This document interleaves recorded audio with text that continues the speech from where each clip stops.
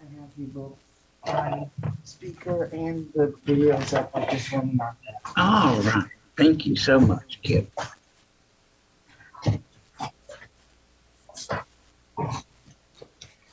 yet. Not seeing my camera.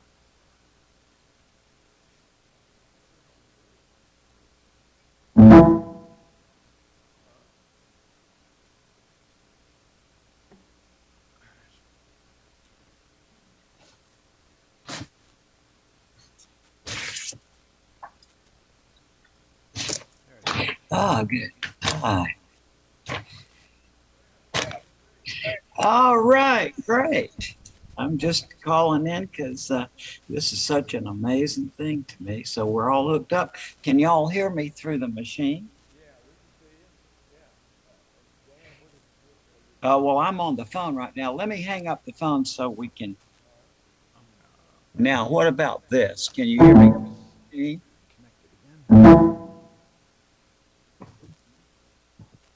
Hello? Hello?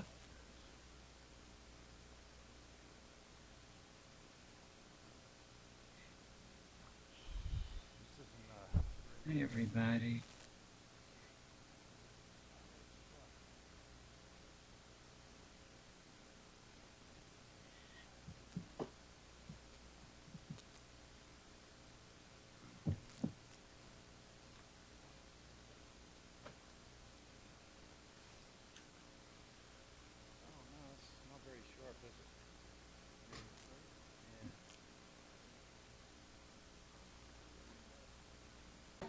Recording in progress.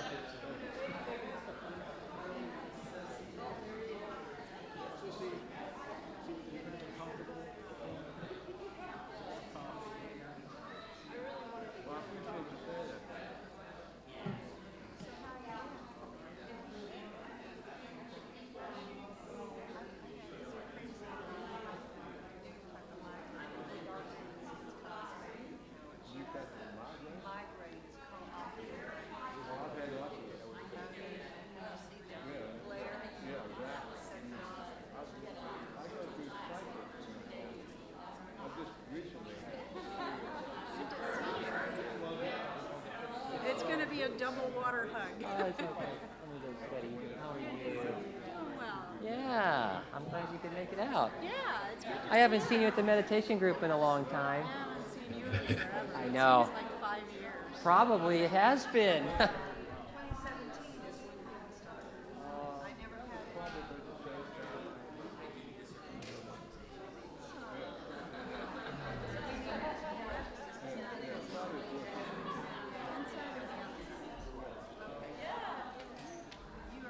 Starting to get lively in here.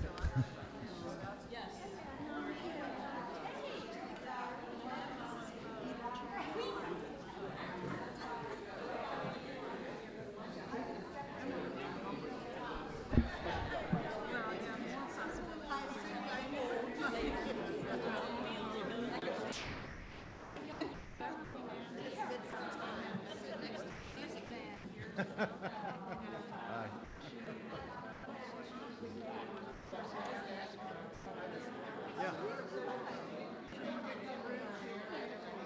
I do have a lot of oils at home because I buy stuff every month.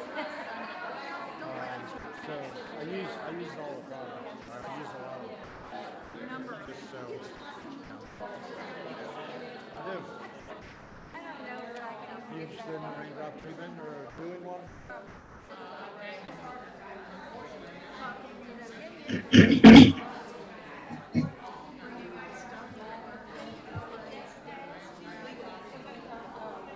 You can have a skin sensitivity, but you can't be allergic to it because there's no protein that you can be allergic to. But you could have a skin sensitivity if it's too strong. So it could be diabetes. That's olive oil.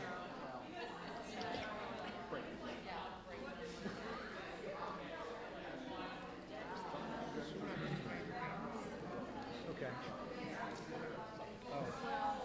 So it's a layering of 10 different oils on top of each other.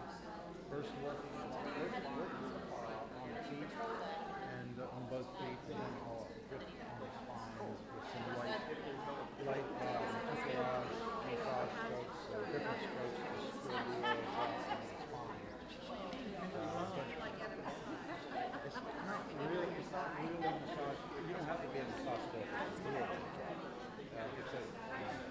The only thing that's really exposed on the client is feet and back.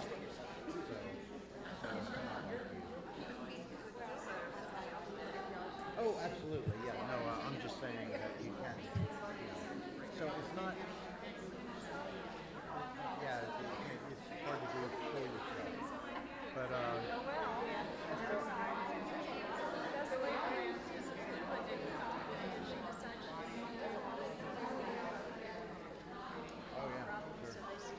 Yeah, I mean your spine that connects. You've got nerves connecting to everything. Nerves, your muscles, and everything.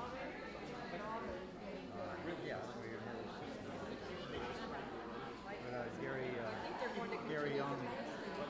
actually used some Hopi Indian techniques, and he got into a lot of different cultural. Hibiscus comes out of the ground. Good, how are you? It's good to see you. Yeah. I did, yeah, back in December. No, I was fine when I left the hospital.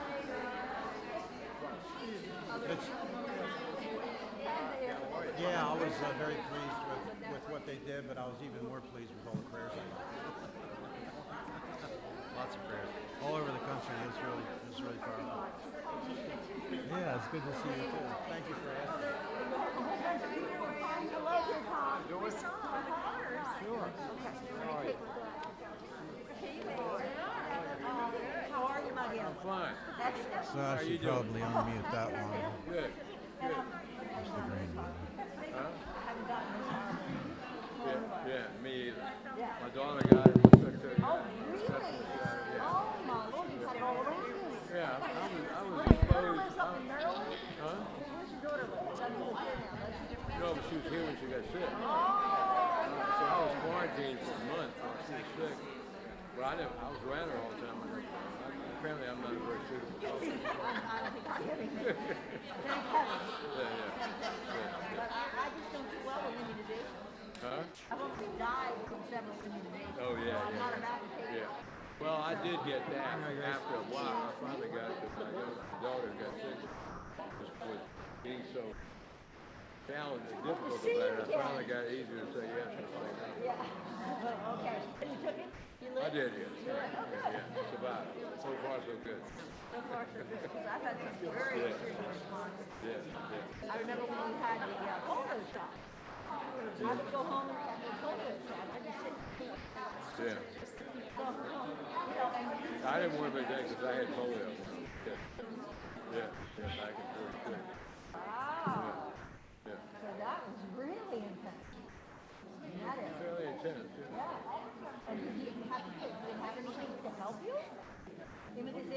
help you any? No, we're not. No, we're not. You just got sick. We just were lucky that you got mobility. Yes, there's 62 people on Zoom, 64, 65 people on Zoom. Were you scared? Were you scared? Yeah, it's running, Yeah, yeah. from being getting told. So we have 65 people on Zoom at the moment, 66, and we have a whole bunch in this room.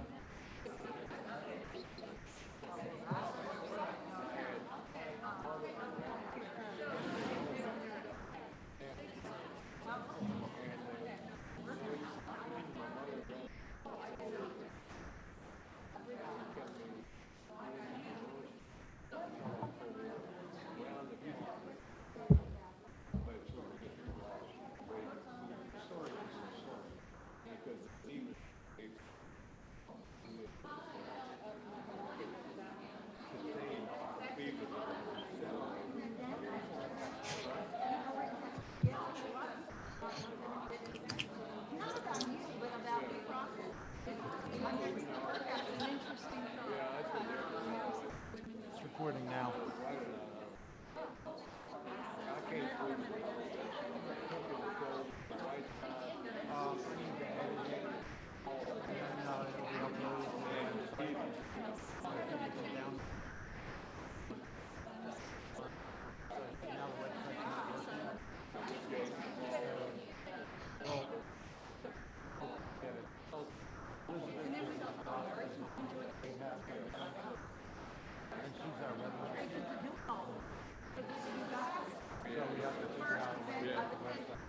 Oh, really?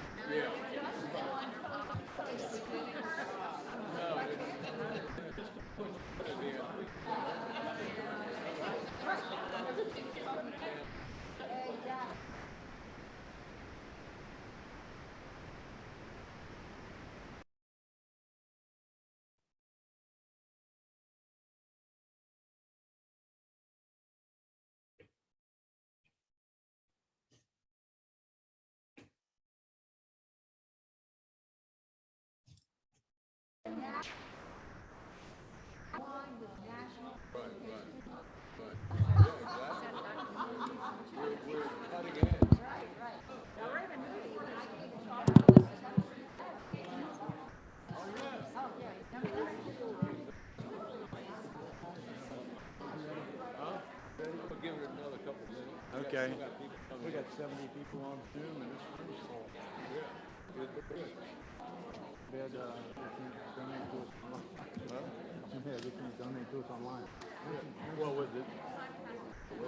Yeah, I know. That's what I mean. So, I'm gonna mention that are you ready to start? in a minute. In a minute.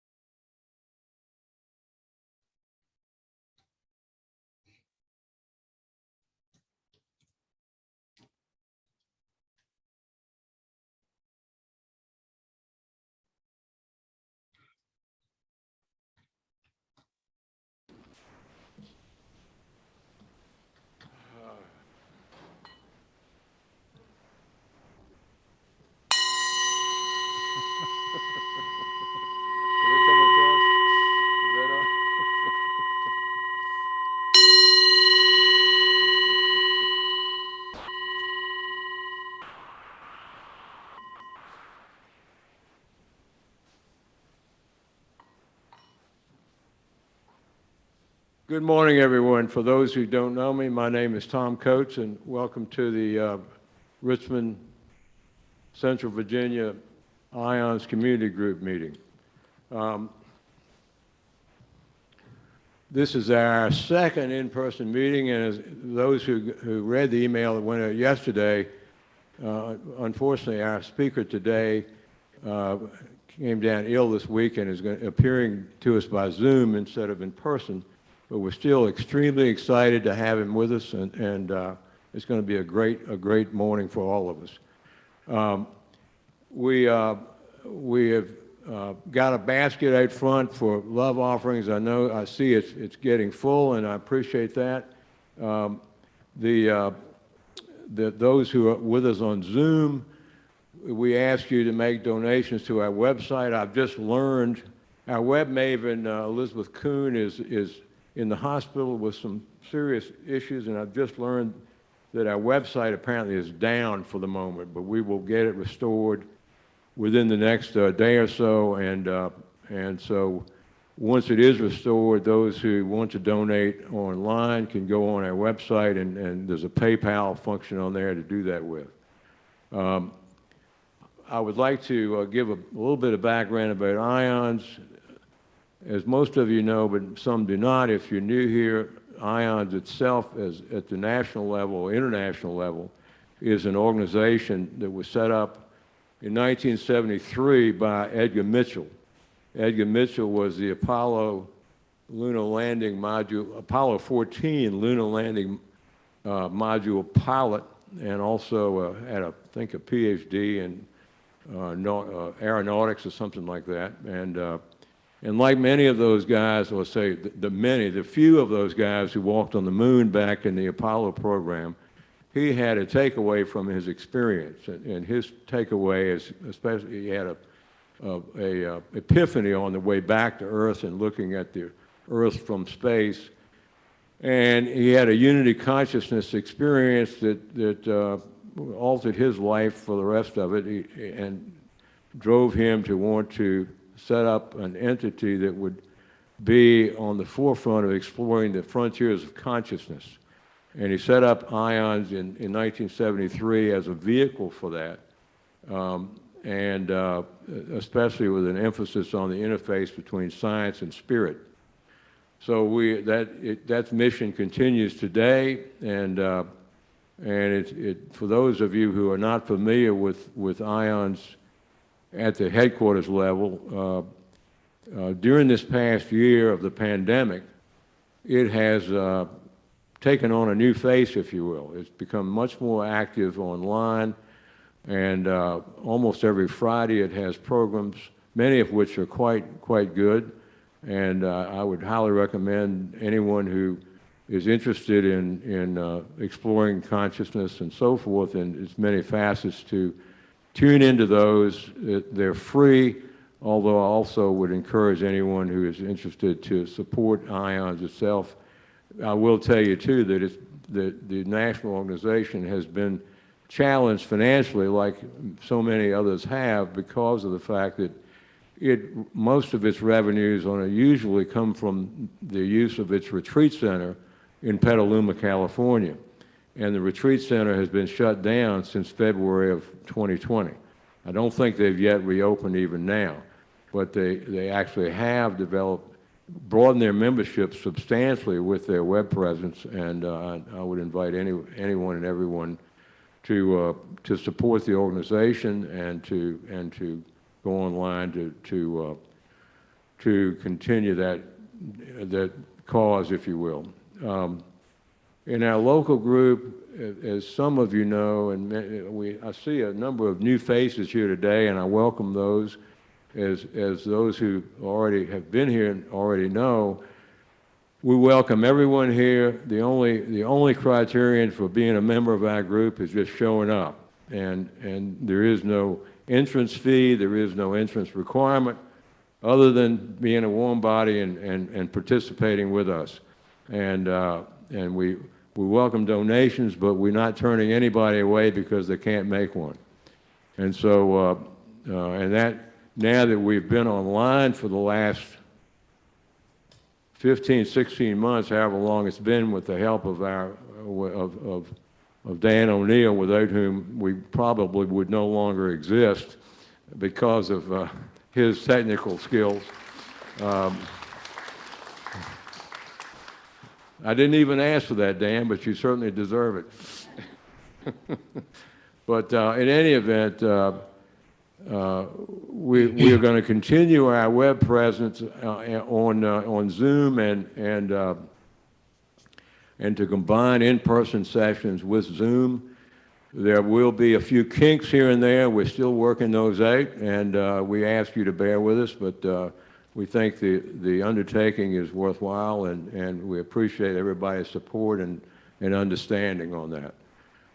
I would also like to thank members of our steering committee. They include Bunny Caro Justin, they include Ann Payne, they include Elizabeth Kuhn, who, as I said, is in the hospital, and I ask you to send your prayers and good wishes to her.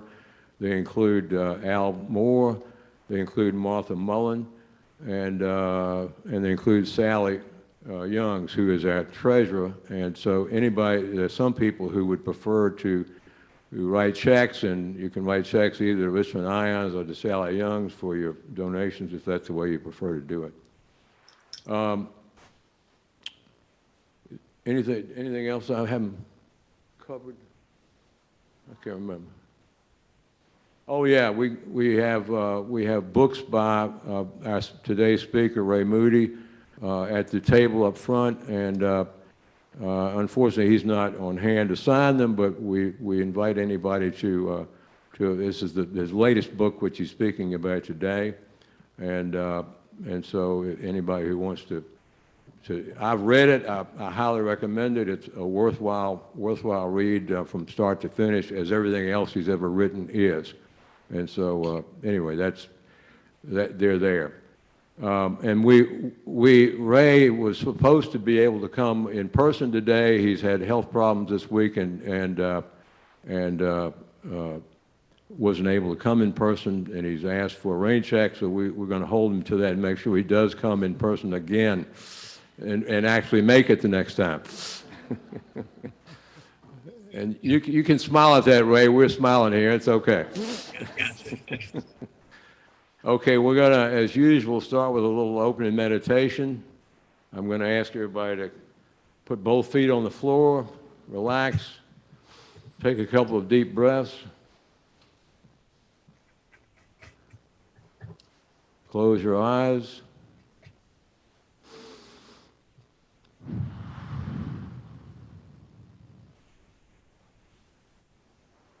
Get grounded.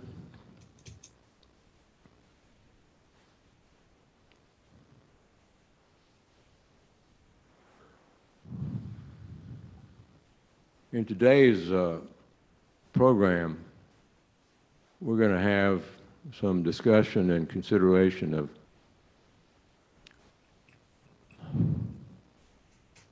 states of being beyond what we can see, feel, touch, hear, or connect with our bodily senses.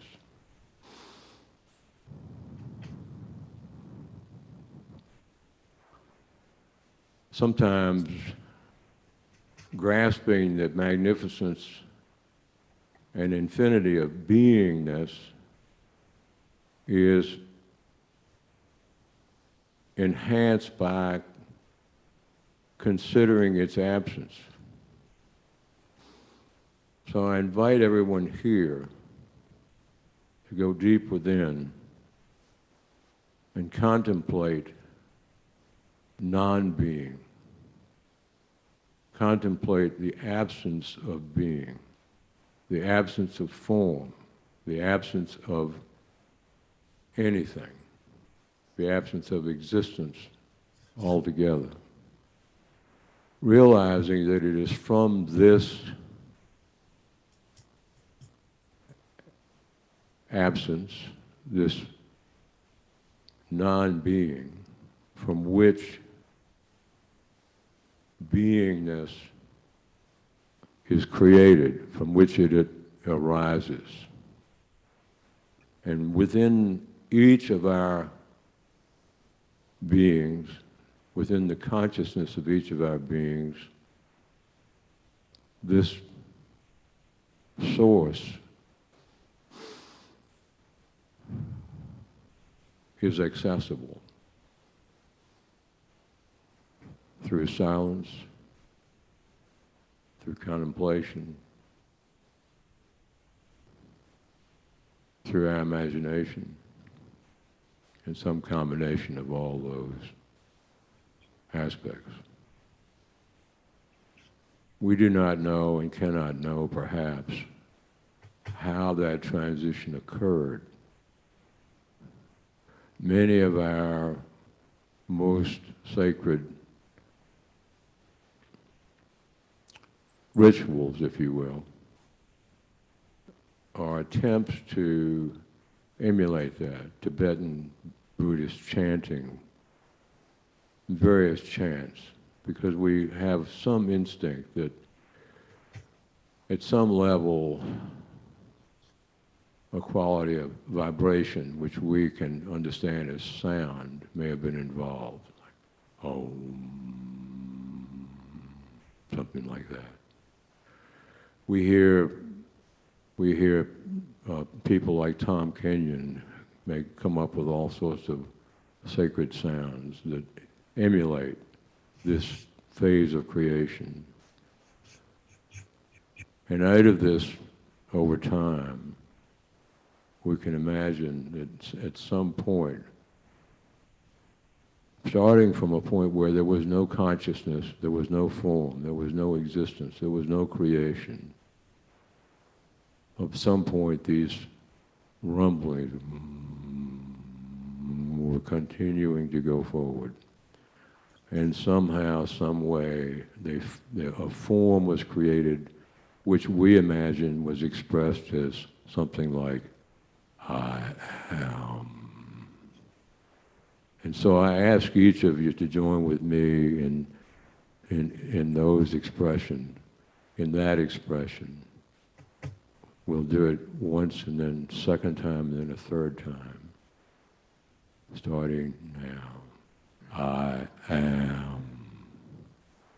I am. I am.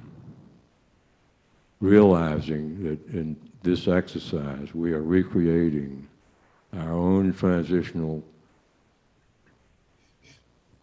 change from a state of non-being into being. And we are, in some sense, beyond our ability to describe, part of that echo today. Perhaps even the leading edge of that echo today. And we are now going to have a speaker who's going to take us into those realms, a speaker who really needs no introduction whatsoever because his name has been a household word for the last 46 years as a result of his first book, Life After Life, published in 1975. Dr. Ray Moody, as I mentioned in the flyer, has got 4 postgraduate degrees, more than anyone reasonably would want to have. To describe him, literally you have to say Dr. Moody, or stutter a little bit, the Dr. Moody. And what the genius of Ray Moody's work is that, and perhaps he didn't know he was doing it back in 1975 when he published Life After Life, but the genius of his work was that he took something that had been a phenomenon known to humanity for all time, but had never had a language or framework within which it could be explored, investigated, discussed, understood. He created that framework. He opened the door for all of us to connect with that reality in a way that no one else had ever done.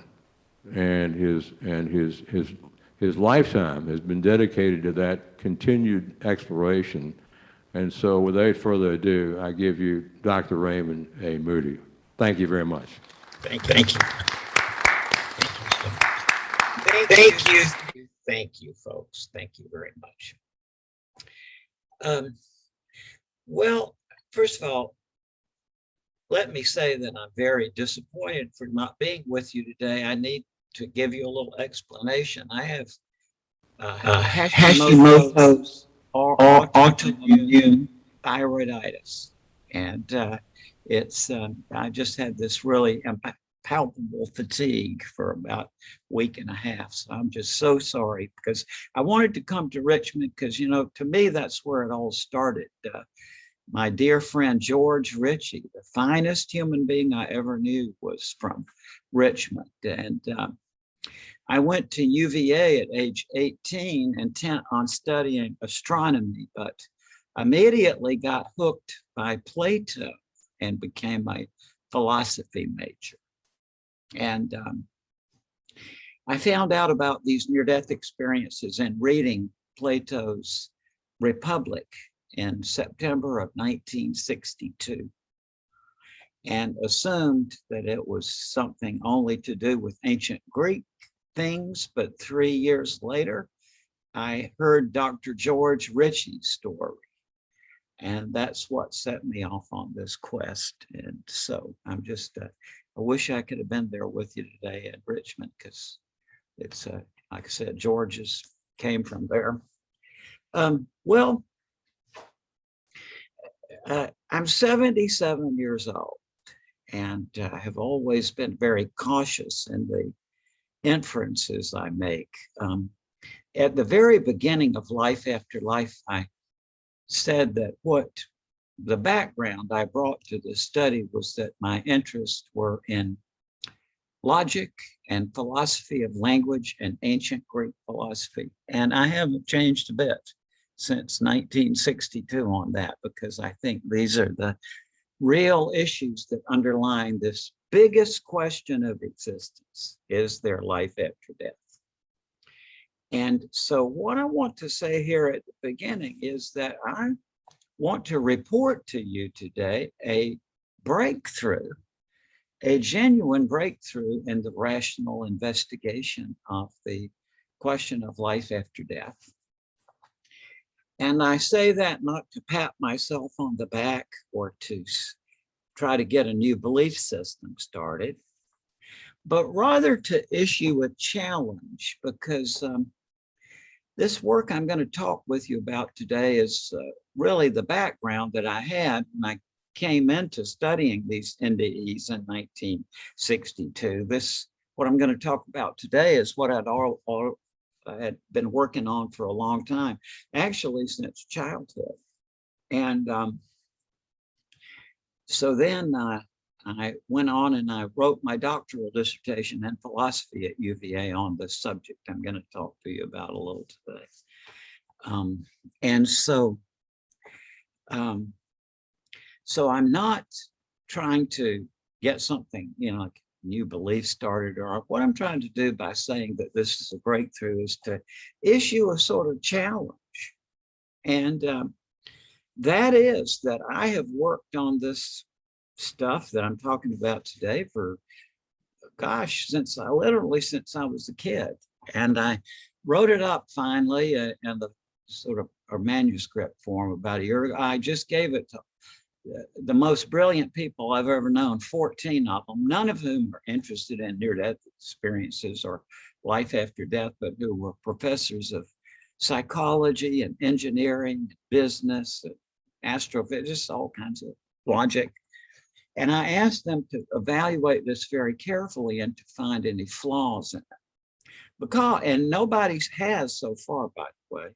And so if I am right, and it needs to be tested in a much more severe way, I put this out, and now let's see if anybody can find a flaw in it, then I am improved, because if somebody points out my mistake, then that brings me closer to the truth, right?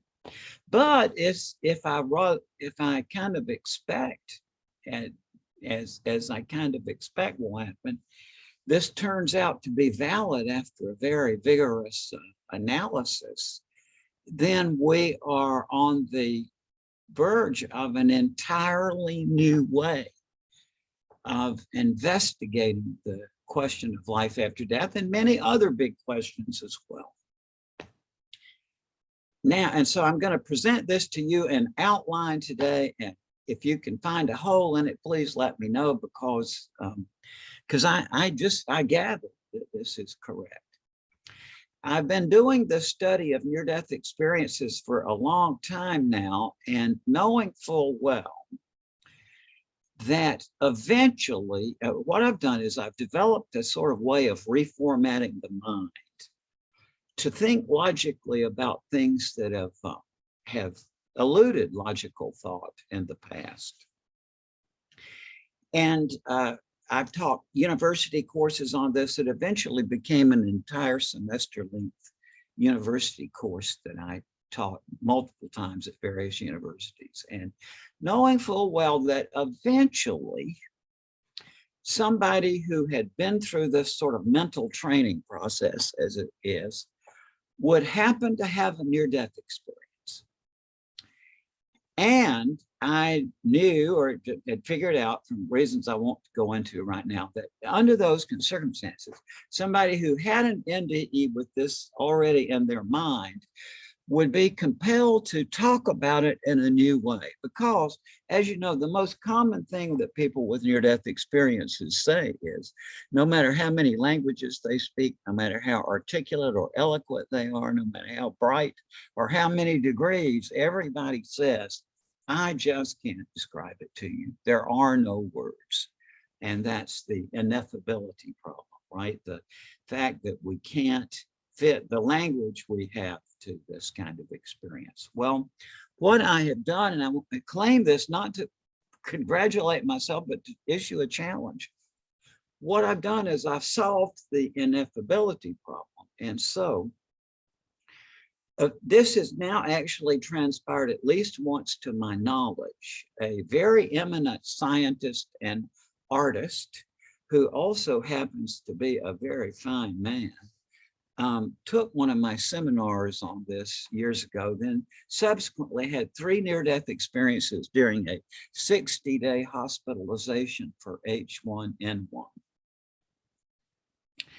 And had 3 cardiac arrests during that time, and came back and said, yeah, that I was right, that this kind of works. So what in the world is he talking about? Well,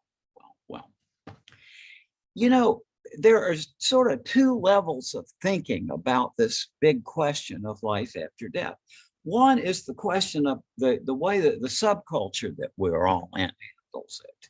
And there, in terms of NDEs, for example, the classic debate goes back to Plato, who studied these things and took them seriously as indicators of an afterlife.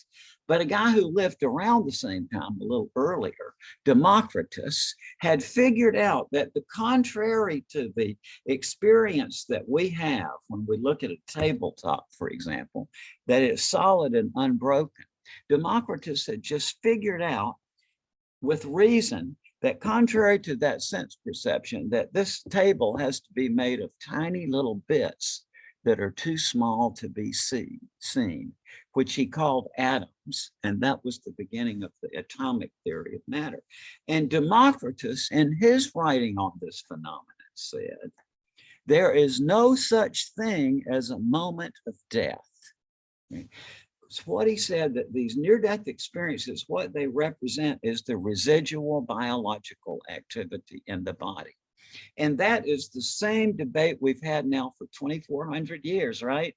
It's like some say, oh yeah, this is life after death. Others say, no, oxygen deprivation to the brain, right?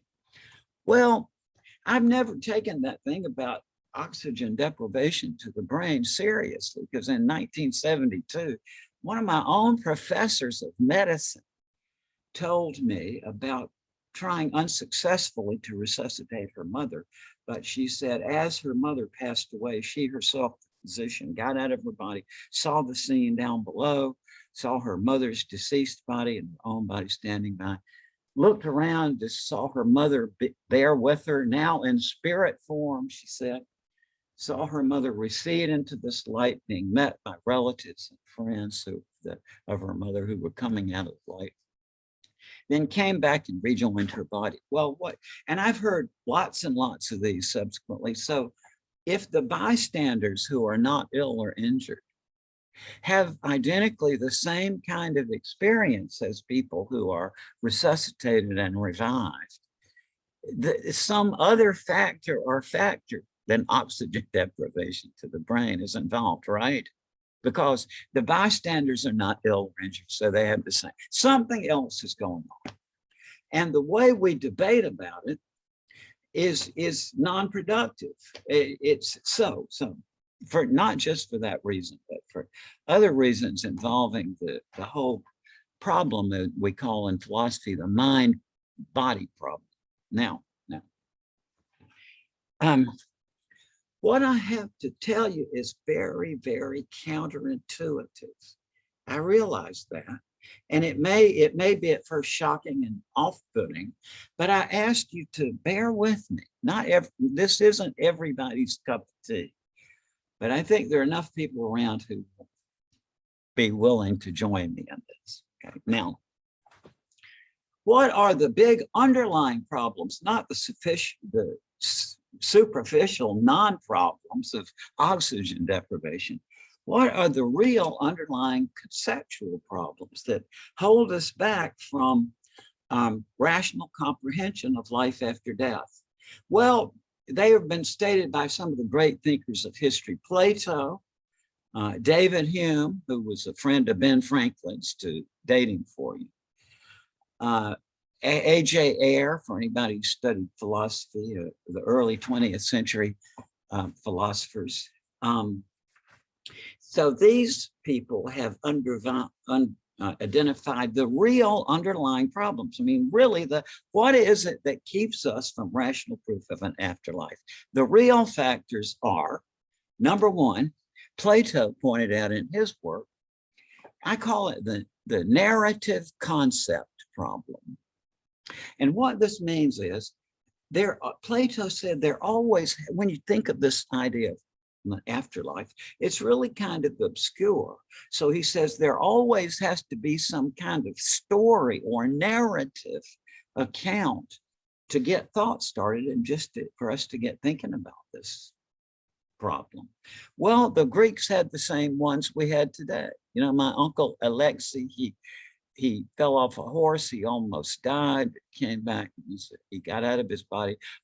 This goes back to antiquity. And we all love the stories. I mean, I've heard literally thousands of these stories of near-death experiences beginning in 1965. And I can't wait to hear the next one, right? And the stories are necessary. The problems, Plato said, is that even if we had 1 million stories, that wouldn't add up to a rational proof of an afterlife.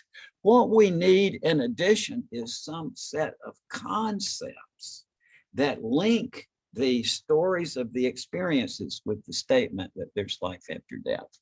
And that's the real problem. Okay. The logic we have won't do it. David Hume pointed this out. David Hume was one of the founders of what we call the scientific mind. He lived from 1711 to 1776. And in his famous essay, one of the most profound works that have ever been written on the afterlife question, David Hume said, "By the mere light of reason, it seems difficult to prove the immortality of the soul." Now that's an understatement if you think about it. And he went on to say, some new species of logic is required for that purpose, and some new faculties of the mind that they may enable us to comprehend that logic. What Hume is getting at, now this happens to be correct no matter how much we want to fight about it.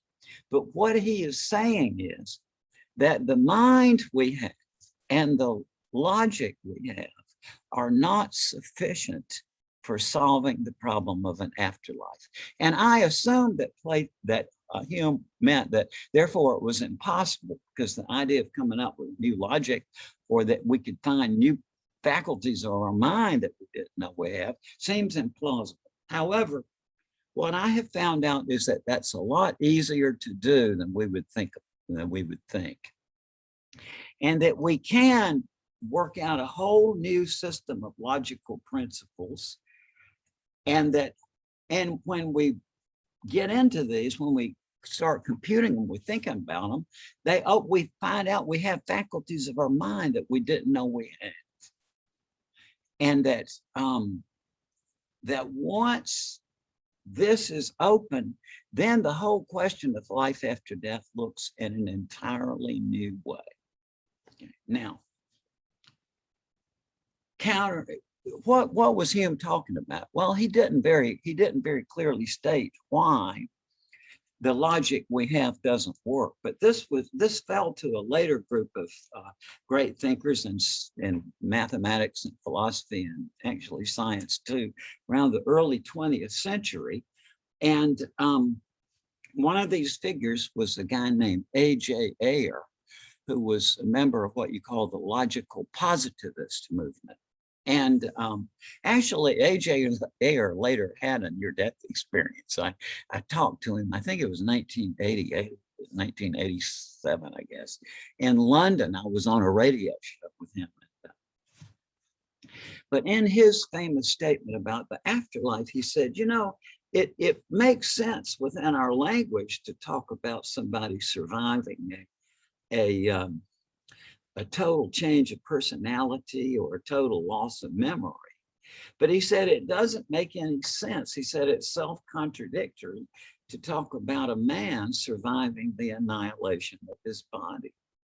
Now, that is the real philosophical problem, whether we want to face it or not, is what I call intelligibility. That is, when we think about life after death and all, we have really good feelings in our mind and images. But once you try to start putting this down to a specific cognitive content, your mind goes aflutter. Okay? So we don't have a clear concept. The concepts that we need in 2021 for working out the afterlife question are not the methods, not the scientific method. And many of you know, I'm not a parapsychologist. I love my friends who are parapsychologists, like brothers and sisters, and love them, and they know very well that my thought is, in 2021, scientific method is not yet adequate to tackling the afterlife question, because, you know, how would you disconfirm it? There's all kinds of problems, but to say that the question of life after death is not scientific is not to say that it's not a rational question. It's not yet a scientific question, but it is a philosophical question. And we can actually retool our minds to figure out how to do it. Now, the trouble is that it's number one, it's very counterintuitive. And when I get into this a little bit, I understand some of you will just say, oh, no, it can't be, and all that. But bear with me. Let's think through this. Because what I have done, to put it into simple terms, is that I have discovered an uncharted collective cognitive flaw that we all have, that prevents us from thinking logically about not just life after death, but a lot of other big questions, okay? And figured out how to fix it, okay? And a little bit about how this came to be. The logic you have right now as you're thinking about all this is thanks to Aristotle, okay? Because he is the person who figured out the code of rules and principles we use for thinking logically, okay? But that was an event it was a process that took place over a couple of centuries, this process. And in the process, Plato's predecessor or teacher, Aristotle's predecessor or teacher, Plato, was on to this question too. Plato, by the way, is the first person who distinguished between the literal and the figurative modes of language. And so we all have an idea in our mind about language in relation to consciousness. Over here on this side is the literal, right? We say the literal truth, and that is highly conscious. But when we go over here to the middle, we get into the figurative, and that is, you know very well about the figurative, but you don't know you know it. You have it stored mostly on a preconscious level. Let me give you an example. I'm going to give you 3 sentences. Get off my land, stranger, or I'll. That's a farmer holding a shotgun. Get off my land, stranger, or I'll. Or in the movie, a character is dying, and as he's dying, he says, I buried the treasure under the. Or in a wedding, a guest holds up a glass and toasts the groom or bride, saying, you've been just such a dear friend, I just, and then trails off. Now, and think about it for a minute. Let me ask you this. How many of you recognize that pattern? Hold up your hand if you do. Like, think about it. Yeah, everybody, you've seen that pattern before, but you've never thought about it before, right? And that's called preconscious. You recognize it once somebody brings it to your attention. And so you knew it, but you didn't know you know it. And figures of speech, that figure of speech is called aposiopesis. There's a lot of others that you use every day, but you don't know about them. And it means that stopping a sentence is stopping in mid-sentence and leaving a thought incomplete. All right, now, so here's the figurative. But as we go further over this, the literal is held consciously, the figurative is preconscious, but over here to the further on that side, there is a wall in all of our minds. And the wall is nonsense or unintelligibility. Once it gets to that point, there's nothing else we can say and no other process of reason that we can use, right? Because nonsense is just the end. And that mistake was not made by Plato.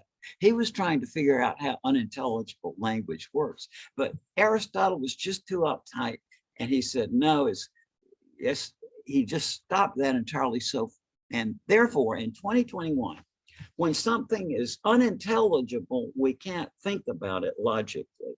And therefore, and as the classical reasoning about life after life is pointed out, in literal terms, it doesn't make any sense. Okay, so nonsense. There is a fundamental cognitive flaw that is present in our minds because of a very simple thing. It's simple, but it's very hard to deal with psychologically. And that is that, number one, people love nonsense. Dr. Seuss's books have sold over 600 million copies. You think of how many books Lewis Carroll has sold, or Shel Silverstein, if you know him, or Edward Lear. And some of you are old enough to remember doo-wop music, right? Sha-na-na-na-na, sha-na-na-na, get a job, which is a putting together nonsense syllables and meaningful parts so that the combination of them is more powerful than either alone. That is the structure of doo-wop music of the 50s, but it's also the structure of shaman songs that shamans used to transport their minds over to the other world. When I was a professor of philosophy in 1969 to 72, and I was trying to explain all this to my students, I would bring a little portable record player with a stack of doo-wop music, right? And I was in front of the class and I would play, and so I could see the students. And there were some of these doo-wop songs who just put, like one of them was Little Star. And I noticed with that the students, you'd see them, I'd just start that and you'd just see them very quickly go. right? It puts you right into a trance. So nonsense, which is a word we hate, nonetheless has very powerful effects on our mind. Glossolalia in the Christian tradition, that consists of nonsense syllables drawn from your own language, put together in a way to avoid meaningful combinations or grammatical constructions. But the point is that once you just let yourself go and do this, you don't need an ecstatic state to start it, but really within a few minutes, you get into a very astonishing, I don't know what else to call it except spiritual state of consciousness. Or if you like the Zen version instead, Zen Buddhism, what is the sound of one hand clapping? The point of giving a student a nonsense question like that is that they try to solve it by logic, but pretty soon they get into a situation where it clicks them over from the logical realm entirely to a whole different sphere of consciousness. So this is because we all love nonsense, number one. But number two, we hate the word nonsense. No, no, no, that's not nonsense. That's not nonsense. See, and that very bifurcation in your mind between hating the word nonsense but loving nonsense, that creates the very specific collective cognitive flaw that prevents us from thinking logically about life after death and many other big questions of existence. Well, by the way, folks, I am, to my detriment, really, I have never wanted to be a book salesman. I am not into sales. I'm into thinking stuff. But if you're interested in this, I will tell you about my two new books on this. One is Making Sense of Nonsense, is about a year ago, and this new one, God is Bigger Than the Bible, both on Amazon. They have sort of lay out this research I'm doing. And if you want to join up in the study I'm doing, just get this book and read it. And it's, because what we're doing here is that I have worked out a method where to reformat our minds so that we can think logically about the biggest question of existence. In the long run, what this is going to do is that people who have gone through this training beforehand, they'll have a near-death experience, and that gives us then what astronomers call parallax. Sorry for that big word, but you know, we all know that it's 4.3 light years out to Proxima Centauri. But if you ever stop to think, well, how did they figure that one out? Well, it has to do with parallax. Sometime in the 19th century, they understood that it was 186 million miles across the orbit of the Earth around the sun. So when the Earth was here in its orbit, they carefully measured the angles to certain stars that looked nearby, waited exactly 6 months till the sun was on the opposite side of its orbit and measured the angles again, and you could see for nearby stars there would be a tiny difference. So that is how you calculate the distance out to Alpha Centauri. Okay. What I have developed is a somewhat analogous method that works for the afterlife. We already know, we have heard thousands and thousands of reports of near-death experiences that are framed through the lens of Aristotelian logic, which is grounded in the literal meaning of language. In the not too distant future now, we're going to have some other accounts that are different, that are viewed not just through the lens of Aristotle's literal logic, but in terms of a bigger set of rational principles that enable us to think logically when the thing we're thinking about is meaningless or unintelligible. And by combining those, I think we're on the way to a whole new way of looking at the afterlife. There's several troubles here, I know. You've got to get around the narrative concept problem, right? we might, I mean, I know lots of people who would just love to sit for hours and hear stories of near-death experiences, but if it gets into conceptual thinking, that's not their cup of tea.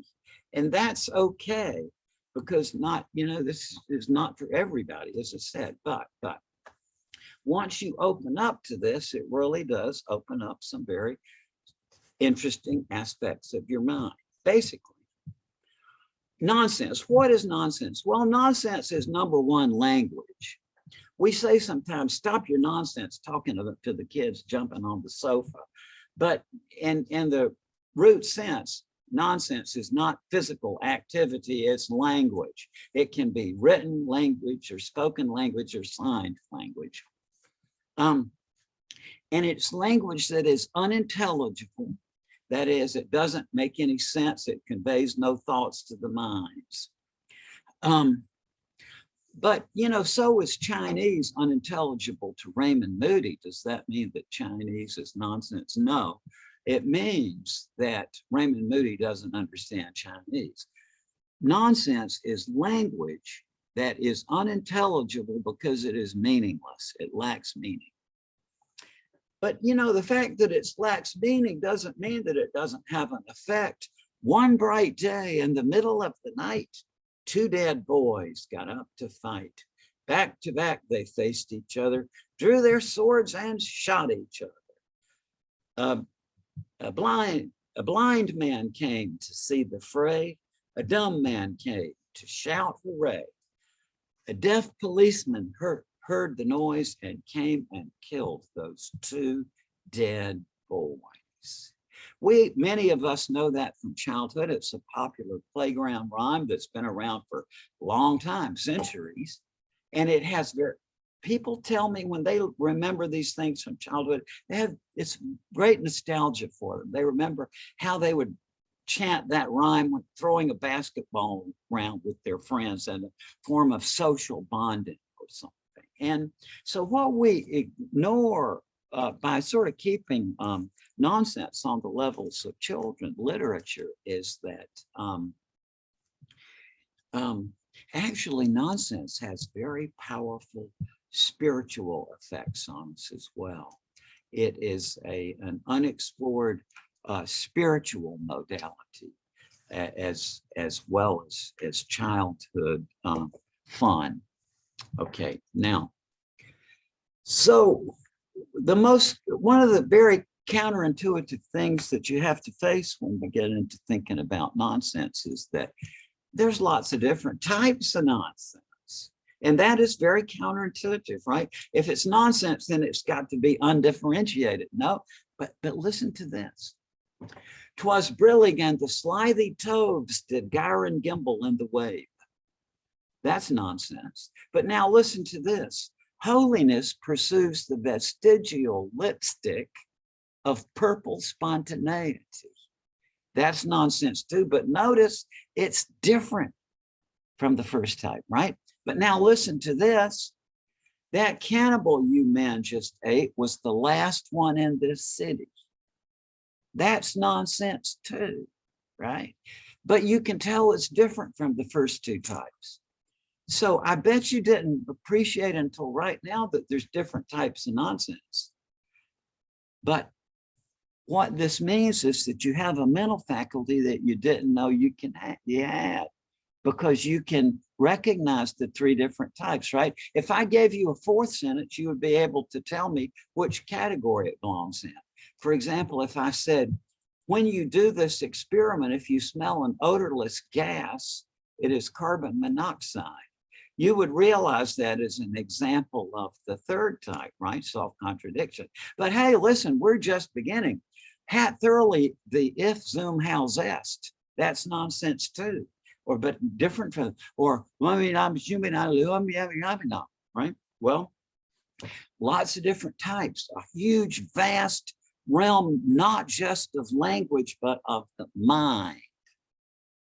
Now, let me explain to you what happens when I do entire semester length courses on this with my students. Once they present a specific type of nonsense to them, I ask them to to describe the structure of the tooth. Then I get them to write their own original examples of it. Okay. So and you could all do this, I guarantee. You could write we don't have time today, but you could all do it. You could, and you write your own examples. Then I say, well, then how did that make you feel? Right? What was your mental process putting that together? Then they go on to a different type. The second type, for example, I'm writing. And then just over the course of the course, a lot of different types of nonsense. So what my students have told me going back 20, 40 years, I guess, is that as they do these exercises, they can actually feel the wheels of their minds turning in entirely new ways. So what that means is we have these mental faculties that we don't know that we have, and we don't use them because we don't like the word nonsense. If you think about how stupid that is on one level, at another level, it's very powerful for people because, oh, I've been talking about this stuff since 1969 was when I did the first courses on it. But in that time, this is just very hard for some people to get across that nonsense. To get hung up on that word is because we do use it as a pejorative, right? But that's just an expression. The real meaning of the term, which is like Dr. Seuss or Lewis Carroll and all, that gets ignored. And this is a very powerful spiritual modality. Dr. Seuss was good at pointing out that nonsense can alter your consciousness. In one of his books, it's his Abecedaria, you know, the ABC books, he wrote a parody of the ABC book called On Beyond Zebra. And it's the alphabet after Z, right? And so in the beginning of that book, he says, in the places I go, there are things that I see that I never could spell if I stopped with the Z. I'm telling you this because you're one of my friends. My alphabet starts where your alphabet ends. So that is what I'm getting at, is that there is it's complex, but it's also hopefully very enjoyable of actually working on your own mind to open it up to how to think logically about nonsense. And then when you come back to your interest in near-death experiences and the afterlife, whole different way. How does this have anything to do with near-death experiences? Well, Lincoln, when he was president, it was a very solemn state ceremony. I forgot what it was, but everybody was gathered around. It's very solemn. And Lincoln's part of the ceremony called for him to mount a horse and to lead the procession away from the scene. So everybody was gathered around. But when Lincoln climbed up on the horse put its own back hoof up and got it caught in the stirrup. So the horse was bouncing around. Everybody was shocked into silence. Oh, poor president, how embarrassing. But Lincoln just looked down at the horse and said, well, if you're getting on, I'm getting off. And everybody just dissolved into laughter. Well, now let's think about that for a minute. Wouldn't you all agree that it's nonsense to say that a horse could get on its own back by putting a hoof in the stirrup and climbing aboard? That's plainly nonsense. But you've got to admit at the same time, it brings a very vivid image alive in your mind of that very movement, doesn't it? Right? You see that? Now, any form of language, you can take any form of language from a story or a recipe or a trial or a travel story, any form of language, you can put that format down and you can put a layer of nonsense over the top of it so that when you say it, it brings image in your mind of that very thing. right? I know that's abstract. Travel narratives. We all know and appreciate travel narratives. That's a very popular kind of book and story. We all love to hear our grandparents tell about stories on trips they took, and we learn how to do it ourselves when we go to school. Where did you go on your summer vacation? Right? It's a very, very common thing it's built into your mind so that you don't even think about it. You learned travel narratives when you were such a small person that you don't even really, it's automatic. Now, when people come near to death, they come up against things there's no way to describe it, right? There aren't any words.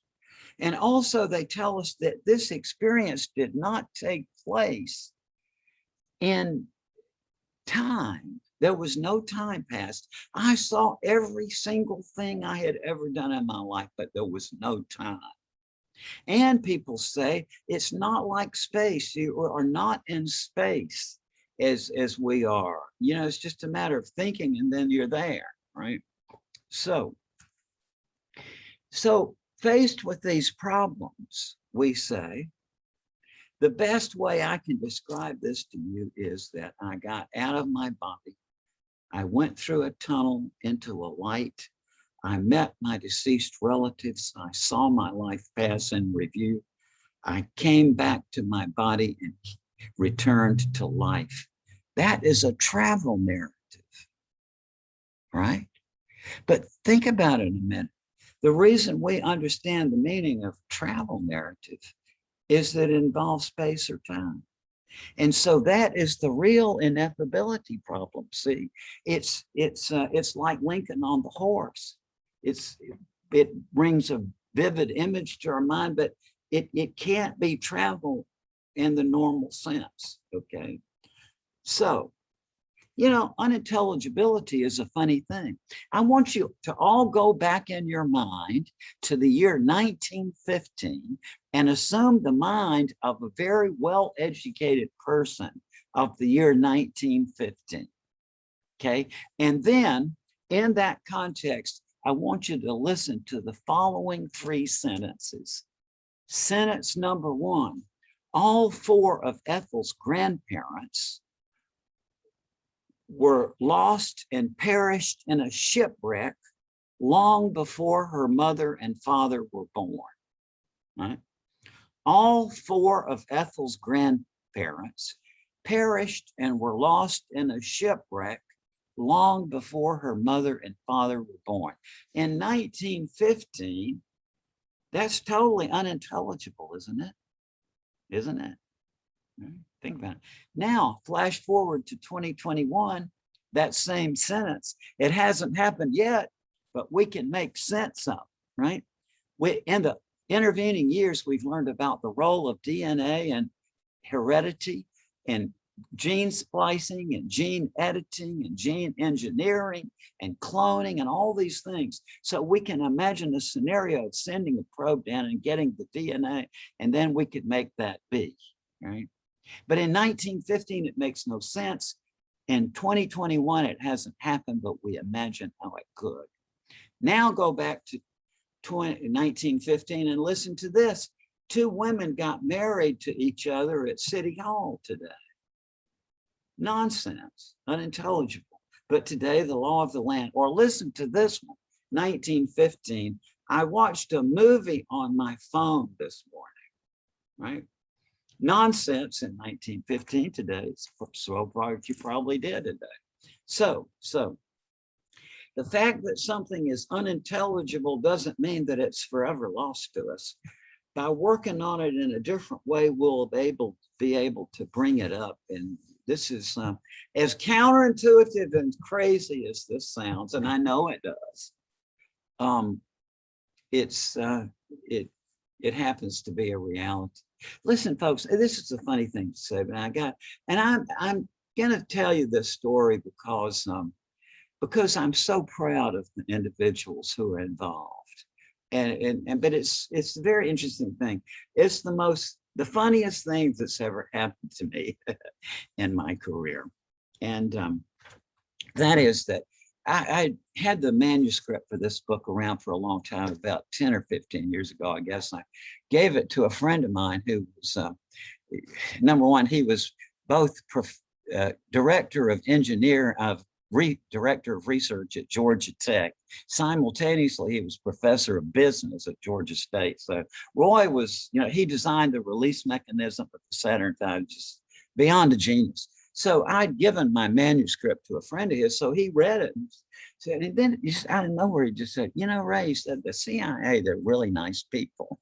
And he said, they take you out to these places in the country and they walk you around in the woods and they ask you all these questions. Well, I just didn't make a connection. Anyway, to make a long story short, a couple of months later, started getting some very enigmatic communications from West Virginia. And my wife could tell it wasn't the normal kind of folks who asked us to come. And anyway, long story short, got on this very mysterious plane flight in Atlanta and ended up in West Virginia with the CIA. And I got to tell you this because I am not into hyperbole. Aristotle said hyperbole gets, it's capable of ideological harm from it. But so I'm not into hyperbole.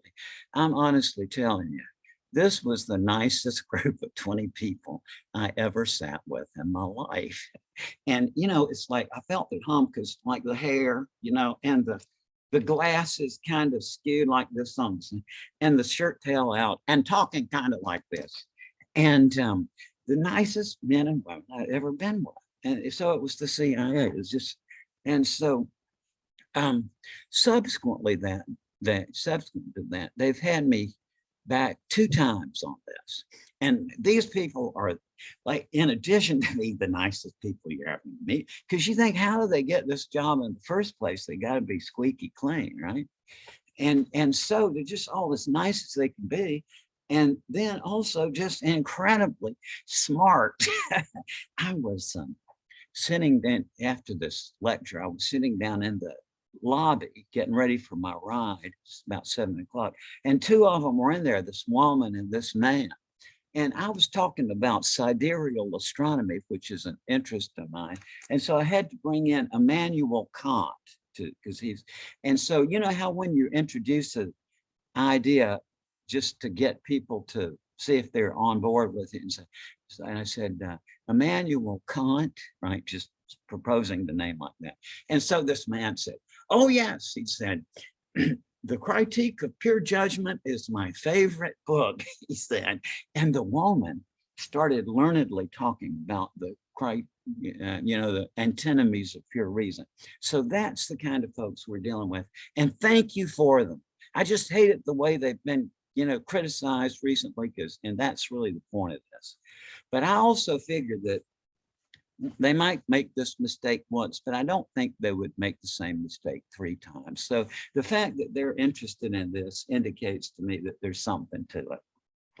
Now, where is this all going? Well, it goes in many different directions. It opens many new pathways to the rational investigation of life after death. But number one, it's not going to stay at this level of the oxygen deprivation to the brain. That's never going to get resolved, and it never goes anywhere.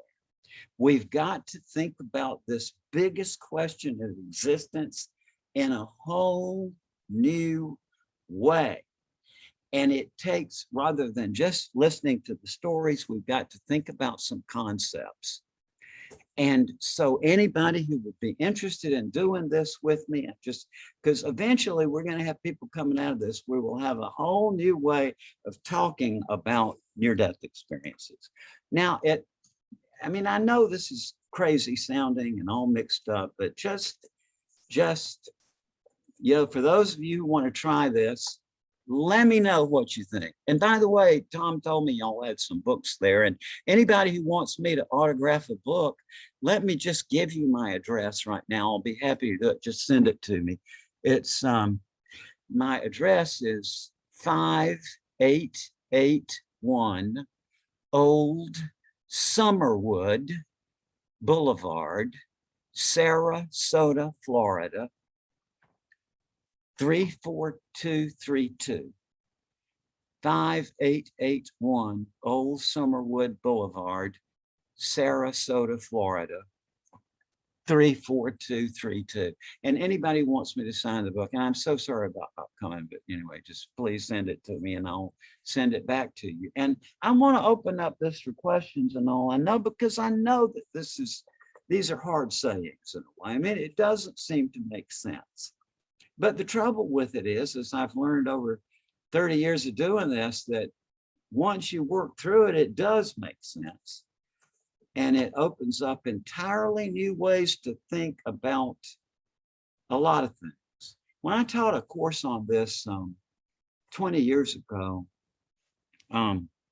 semester length course, one of the gentleman who came, it was an evening course, he was a retired attorney, and he explained to me that he was there just, retired, he wanted something to do, so he's taking these courses. So then at the first night, he was about halfway up the auditorium, and then the second night he was on the front row. Well, anyway, make a long story short, he came back the next semester and brought several of his legal friends. And what they were explaining to me is that they find this interesting because it trains the mind to be better at critical thinking and analytical thinking. That was their interest in it. People in the field of advertising have consistently over the years taken this course because they say it helps them. Advertising uses a lot of nonsense because paradoxically, people pay more attention to nonsense than they do to meaningful, intelligible language. It's just, you can't, and that's that commercial they had on a couple of years ago, bada book, bada boom. All it was nonsense, but it apparently sold hotel reservations. So, and also, I've discovered some of the strangest things. One is, I have discovered, and you can test this out for yourself, but you got to have pizzazz about it. If you carefully rehearse some nonsense, right? And you get it to where you can say it very fluently. And then in a conversation, you just spring it on people. What that does, by a mechanism I don't yet understand, is that people will talk nonsense back to you as a reflex without knowing that they're doing it. It's really the wackiest thing. And one of the intelligence officers who came down to my place at this point, I was talking about this, and then just a few days later, we got this urgent communication from him. He's very excited. He said, my colleagues and I found out that we could easily verify your results just by walking into the nearest Starbucks. So, nonsense has all kinds of fascinating effects on the mind that once you start thinking through this, you open this up. I bet you a lot of people, a number of you right now are thinking about some of the childhood experiences with nonsense that you had, right? And thinking about back on them nostalgically. So this has implications for a lot of different fields, but I am confident in saying that there's been a kind of breakthrough in the rational investigation of life after death, and something that is going to hold up. I predict, I may be wrong because somebody may have found a flaw, but so far not. And so once this sort of settles in and sinks in with people, I think we're on the verge of a whole new way of thinking about life after death, and also some of the other really big spiritual and philosophical questions that we have. So I'm just going to shut up now. Let's have a little conversation, and then I will we'll open it up for questions. Are we on here, Dan? You're on now. Okay, anyone who has a question, I'm going to ask them to come up here to the microphone so that both the question will be heard by everyone on Zoom and also so that the speaker will be seen. And Ray, I'd like to let you know, we have had 100 screens on Zoom, which is the maximum we can take right now. I know there were others who tried to get on who could not get on. And we have 50-some people in the room, and so we have a number of screens with more than one person. So the general estimate of the attendance today is about 160 people, which is the largest crowd we have ever gathered together for a Richmond Ions meeting. Thank you so much. Thank you all. And again, folks, I'm kind of embarrassed about it because I know it's very, very good. But I asked you to bear with me and just work this through, and I think you're going to see, yeah, as crazy as it sounds, it does happen to be true. Well, and listening to you talk, I wanted to lapse into song, you know, like dun dun dun dun da da. That's right. From the 1950s and 60s. That's right. And actually, though, I want to comment in the meditation. I had some toning and stuff, and it's exactly the same principle involved to try to pierce through the analytical overlay of the mind. You know, That's right. Same with drumming and so forth. So I'll open it up to whoever wants to come up and ask some questions now. Okay, and we have Sandy Ward has her hand up online. So Sandy, would you like to ask? Yeah. I'd like to. I'm sorry. I was having it. Wanted to. All right. Echo. I wanted to.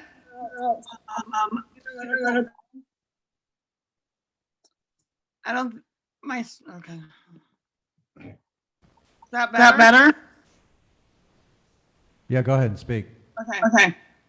I was asking about when I explain, when I do readings for clients, I get people that want to use their literal mind, and I have to tell them to get out of the literal mind and just relax and surrender. And everybody wants to analyze and use analytical thinking, which I think closes down the experience. I wanted to know, when you have taken reports on so many life after deaths, do you feel like the most purest form of readings, or when someone tells you their story, is when it's more analytical thinking or non-thinking, that it comes clearly across to you? Well, thank you for that question. And actually, I think that there's a very complex difficulty because don't you think that common sense, the way the common sense way of thinking about things puts logic and rationality over on this side, and then spirituality is all the way over on the opposite extreme, right, of the spectrum. So we think of spirituality and logic or reason as something opposite. But that is just a quirk of common sense, because in reality, the situation is very different. History is sprinkled with these monumental accomplishments where a spiritual experience has led to a logical discovery. The most famous of them in the beginning one was the proof of Parmenides, the Greek philosopher, in the year 500 BC, that there is such a thing as that some things are the case no matter what anybody thinks about it, which is the concept of truth. And that was the person who articulated it was Parmenides in about 500 BC. And that is the basis of the logic we know, which is that some things are the case independently of what anybody thinks about it. Well, if you go back to the origin of that, it came from a spiritual experience.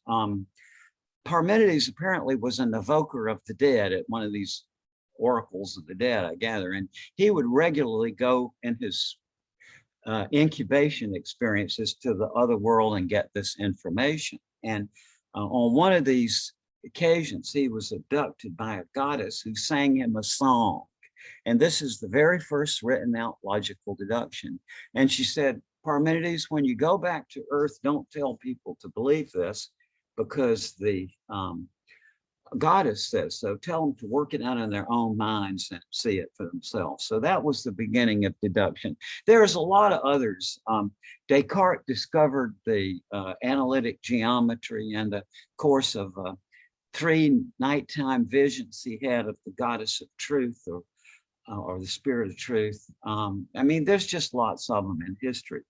And so the interesting thing about this question of the afterlife, see, is that, is it logical or spiritual? Well, it's a false dichotomy to distinguish between the spirituality and the logical or analytical, is the way I look at it.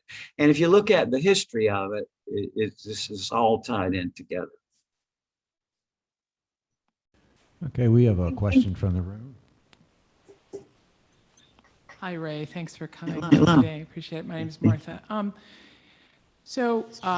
We know from quantum theory that all points in space-time are non-local, and I wonder if you could speak to that with regard to the Ra group and the 3 people that channeled that. It seems to me that they accessed that information from 5th density because all points in space-time are non-local, which I think pertains to the NDE experience. I just wondered if you could speak to that. Thanks. Well, I have to thank you for that. And I have maybe a slightly different take on it, but it's, you know, one of the big questions in philosophy is, what is personal identity? What is it that consists, what is it that makes somebody the unique particular individual that they are? And the way this got started in the West was probably with a guy named Hermotimus, Hermotimus, about 600 BC, who had the ability to leave his body at will and go to distant points. And this got these early thinkers, like early philosophers, thinking about, well, what are we? Are we the mind or the body or what? You know?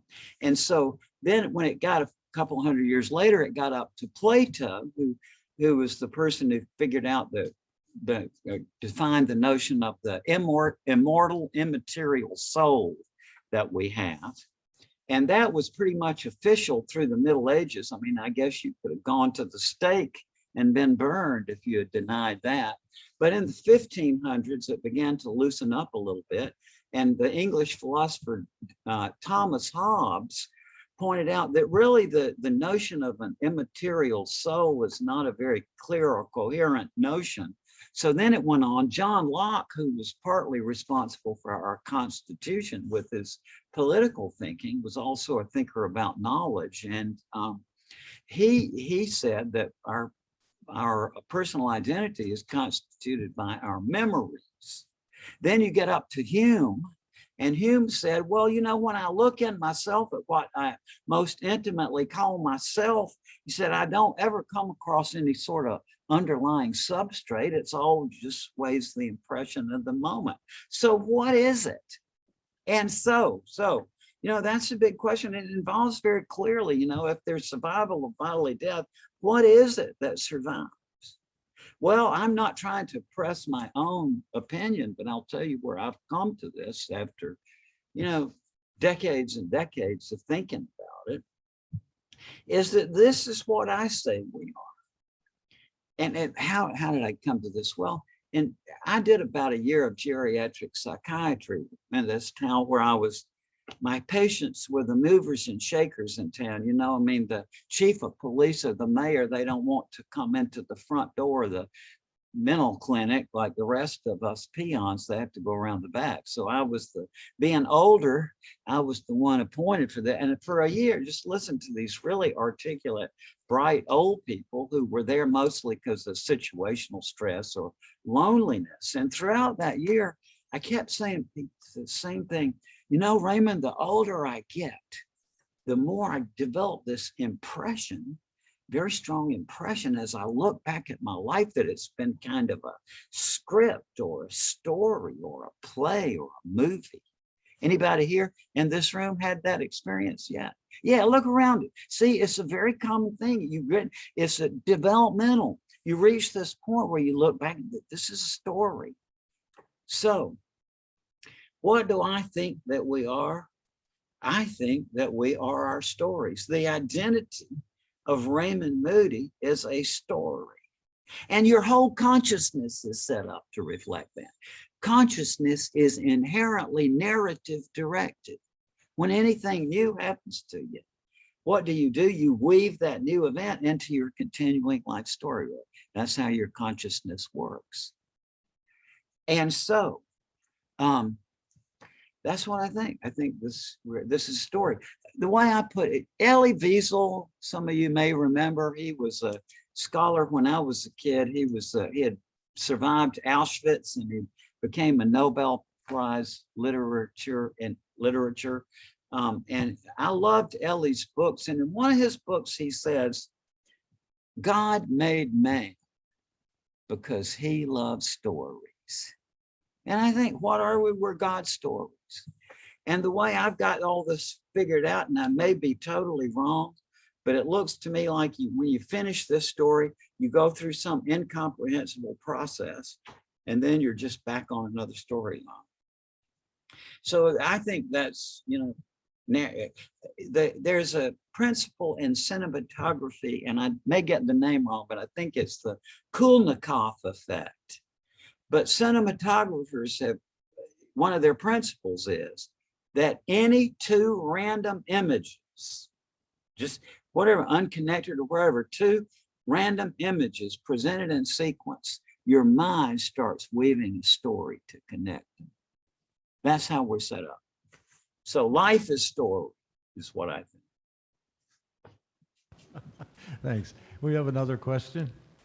Before my question, I just want to thank you for all the work you've done in assisting humanity to address the fear of death and to provide tools and ideas and stories that I really feel are going to assist humanity in making that leap into a trust level of life beyond this life. Thank you. Thank you. My question is related to what are your thoughts about different belief systems and different evolutions of evolutionary levels of humanity in going through the after-death experience, not just the death where we leave the body, but the very journey that is described in many traditions, several phases before we reincarnate. What are your thoughts about different evolutionary levels of people going through those stages? And do you have any thoughts about, or have you had any experiences of those stages beyond seeing what is happening in our death and then coming back, but continuing on in a journey further on? Thank you. Well, thank you for that question. And I have had a thought along those lines. And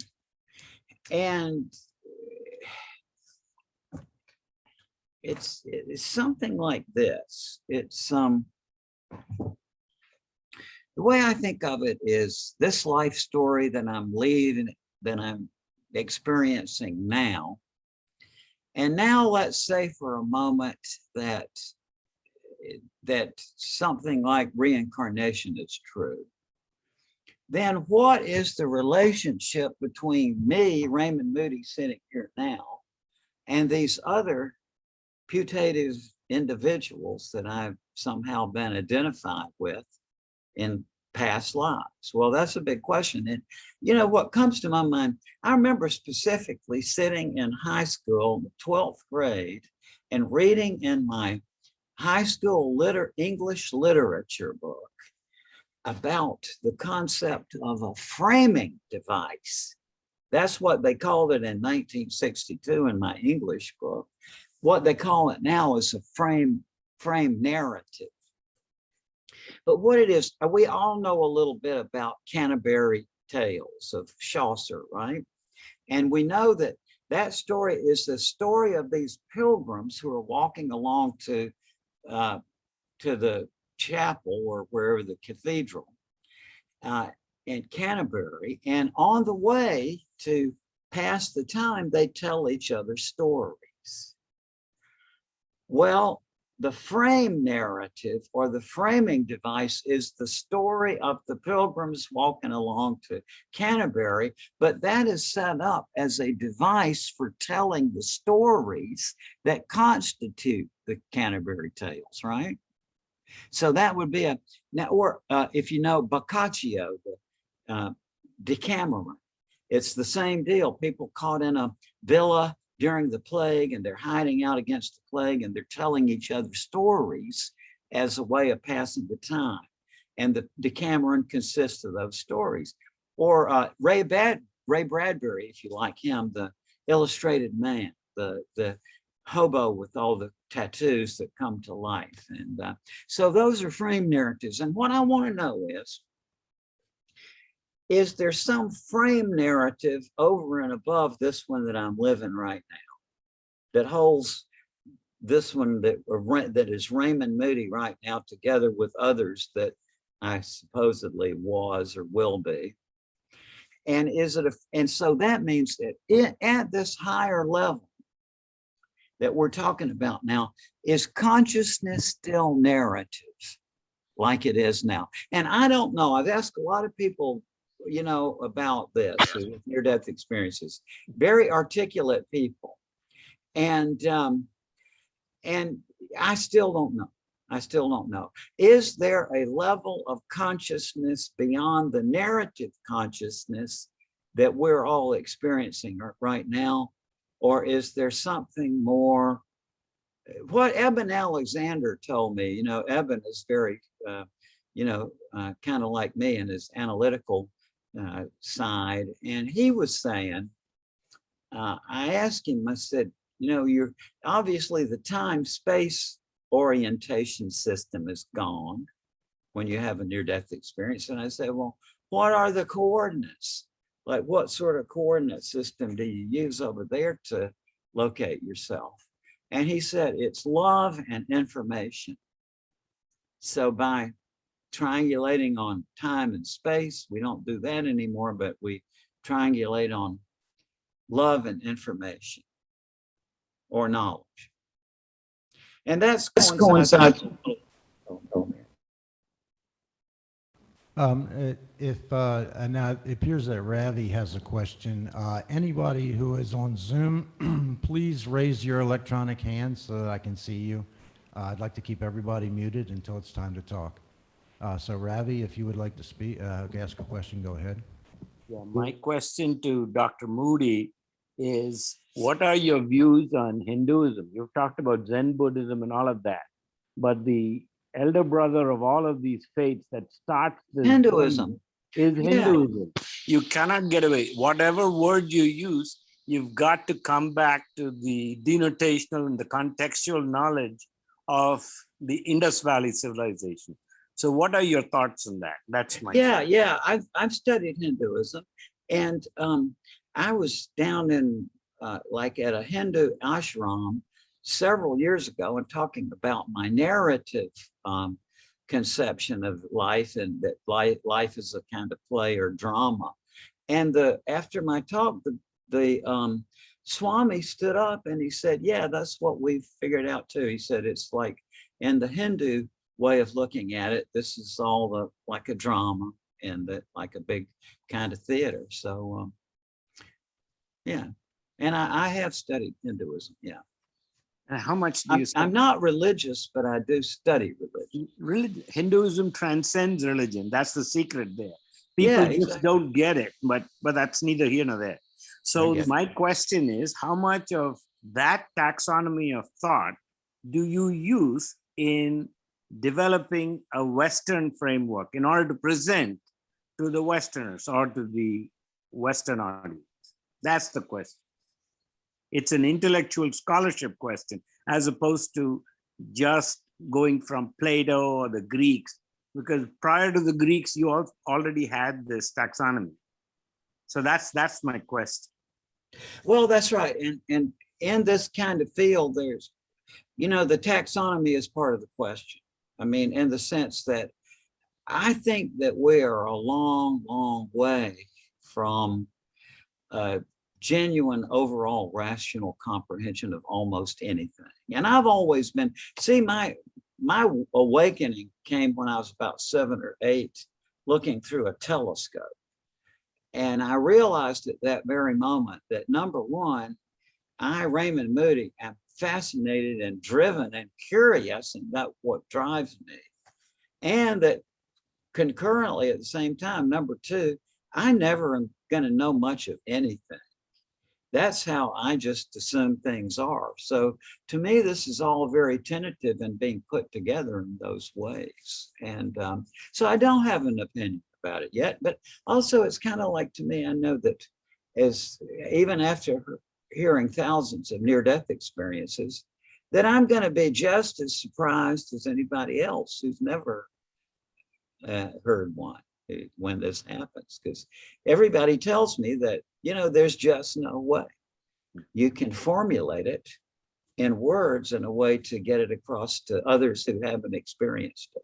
So that just, I've accepted that since I was a kid. So thank you. Thank you.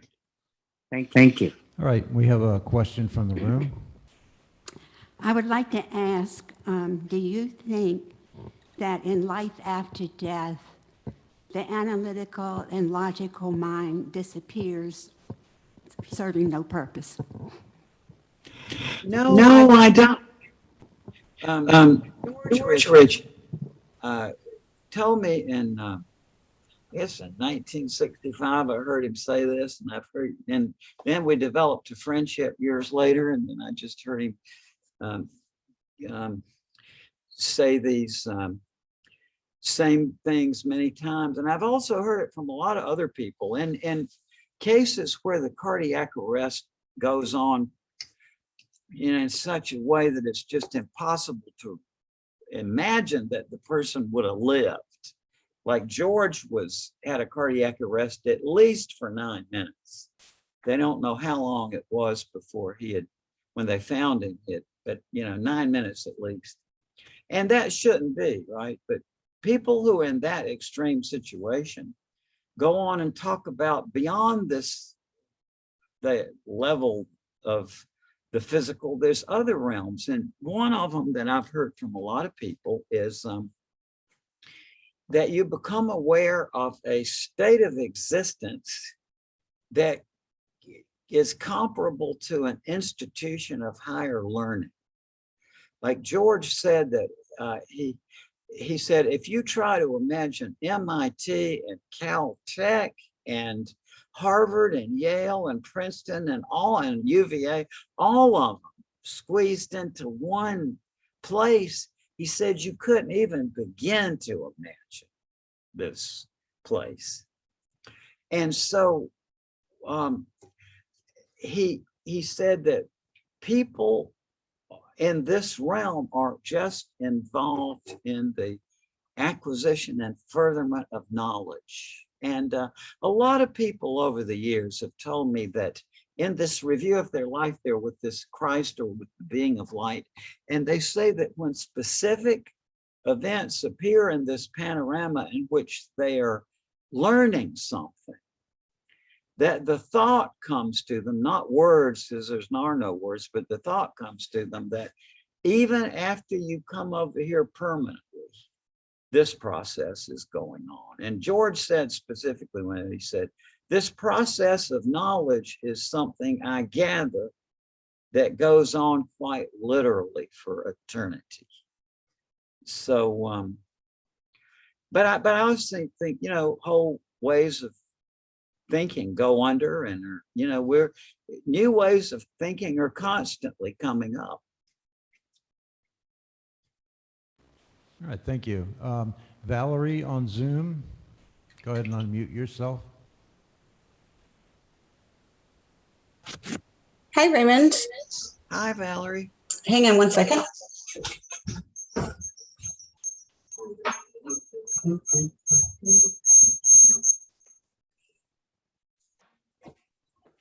Sorry about that. I had a recording going over here. So I'm familiar from your very first book, and I am curious if you've ever done a follow-up with some of the characters from your first book. Oh yeah, yeah. Some of these people I knew for, decades. Yeah, yeah. And got to see them in their lives, and how these experiences of play. George Ritchie, I mentioned. I mean, I became a good friend of George's but just lots of others. Yeah. So I've had the privilege of being able to watch people and see how these experiences play out in their lives over a long period of time. Thank you. Thank you. We have a question from the room. Hi, Dr. Moody. My name is Lauren. I've really enjoyed your talk. And I was wondering what you thought about the possibility as well. Here in this realm, we're discussing life after death. If someone is open to the possibility that in the other realm, they're thinking, is there life after birth? Given that, when you talk about the language and the vocabulary, death, once you accept that on a subconscious level, the vocabulary word, when it goes across both thought processes, shuts down the left side of the brain in this realm, which brings up the right side, where it's actually how you communicate with people on the other side.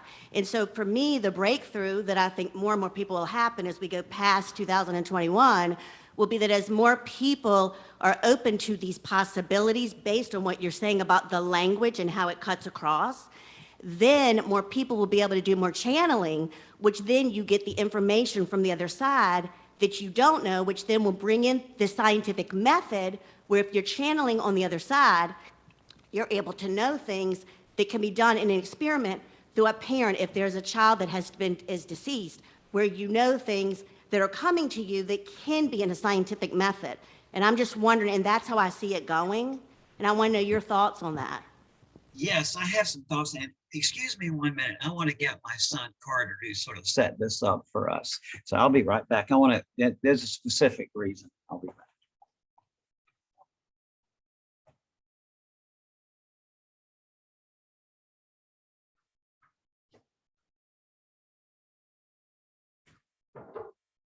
Carter, would you help me, sweetie?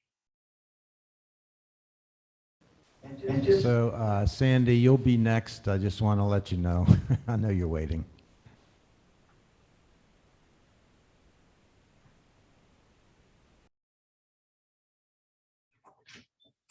So, to talk about language across the realms of existence here, my son Carter, who set this up for us, is going to be here in a minute. I want to introduce him to you because the introduction will be part of what I'm going to say.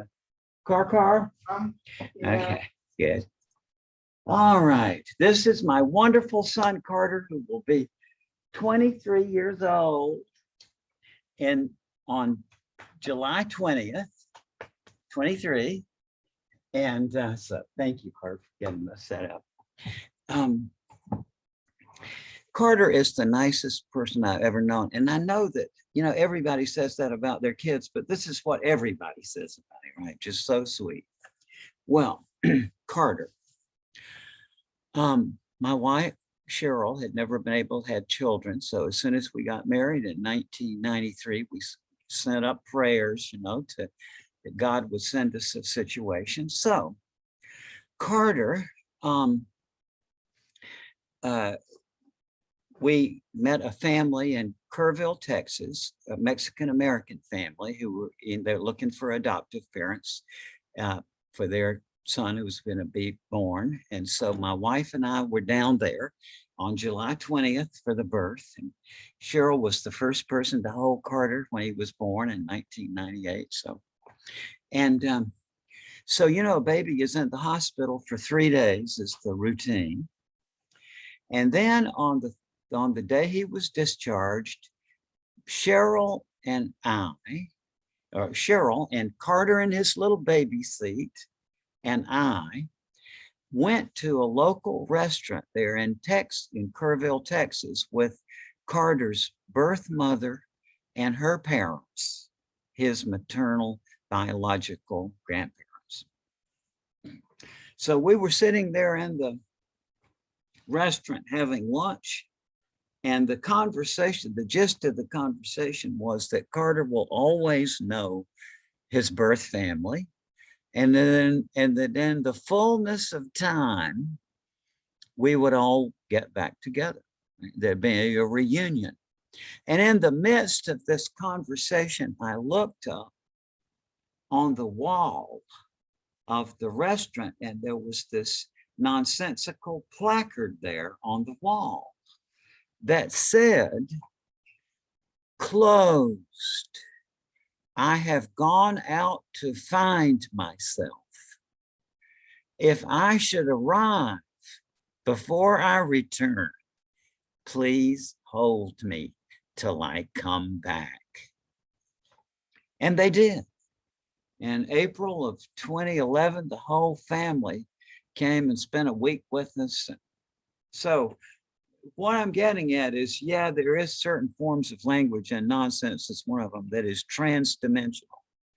That's why when we repeat nonsense to ourselves for a long period of time, it'll actually put you into altered states of consciousness. I bet everybody here probably seen some of the Escher drawings, MC Escher, right? And the graphic works. And one of the famous ones is of the hooded figures walking up the staircase, and you follow each figure and it walks up the staircase, then turns a right angle, then walks up the next staircase, then turns another right angle, walks up the next staircase, then turns another right angle and walks up the next staircase, and is right back where it began.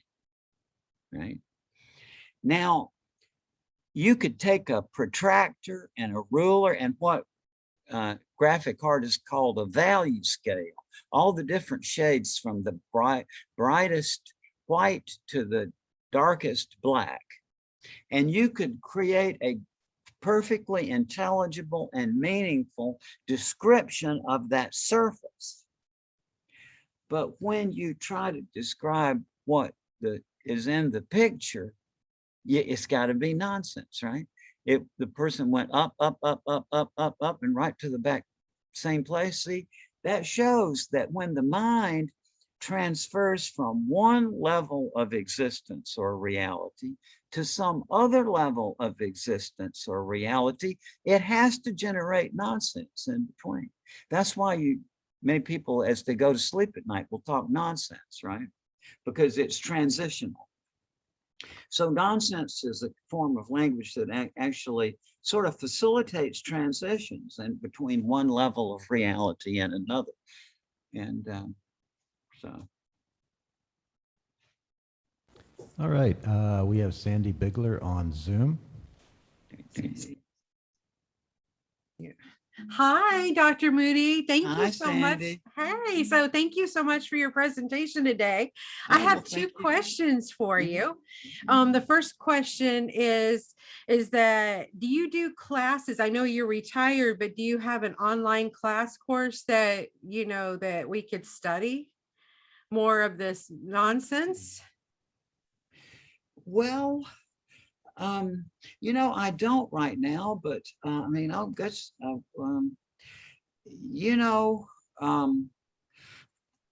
I do seminars on this sometimes, and it's like a one-day seminar on this, but also you can sort of, it's in the book I wrote on this, I have all the exercises I used for the students, so you can actually sort of follow them along in there and work it for yourself. And but I don't do any online things right now, but I hope, keep me in mind. I just hope we'll try to get something started. Yeah, I would like that. And two, you're going to be on our show tonight. Oh, okay, Sandy. Good. Yeah. Oh, thank God. I've got you. And so good. What time would you like me to come down? We're going to air at 7:30. So what time do you want me to come down there? I got your phone number again. I lost it because of some vagary of my phone, but I'm going to call you as soon as this is over and we'll set that up. Okay, great. And because I'm really looking forward to it. And thank you so much for it. I'm looking forward to meeting you with you today, but thank you. I would like to do some online classes because even though I could do the exercises myself, how do I know how to grade myself, you know? There you go. Well, you can talk, we can talk about that tonight because you're the expert on that, right? I mean, you're good at computer things, whereas my last computer had Thomas Edison's original trademark on it. And the crank finally fell off the other day. Good nonsense statement right there. Thank you. So we have another question from the room. Hi, Dr. Moody. My name is Mo Regulinski. Thank you so much for the intriguing thoughts you've brought to us and the logic based behind it. I have a question about all of this because a lot of what you've said has pertained to my life and the way I've experienced it.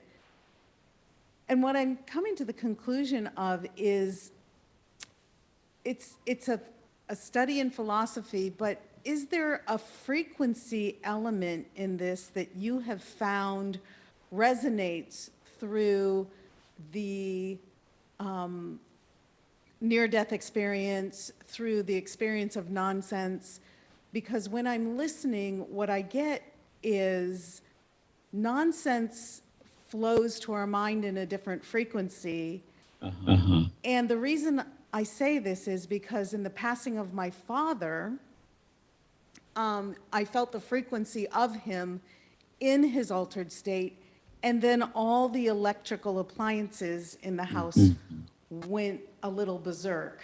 So I'm curious about that. I'm curious about if there is a frequency component to this that you are telling us about.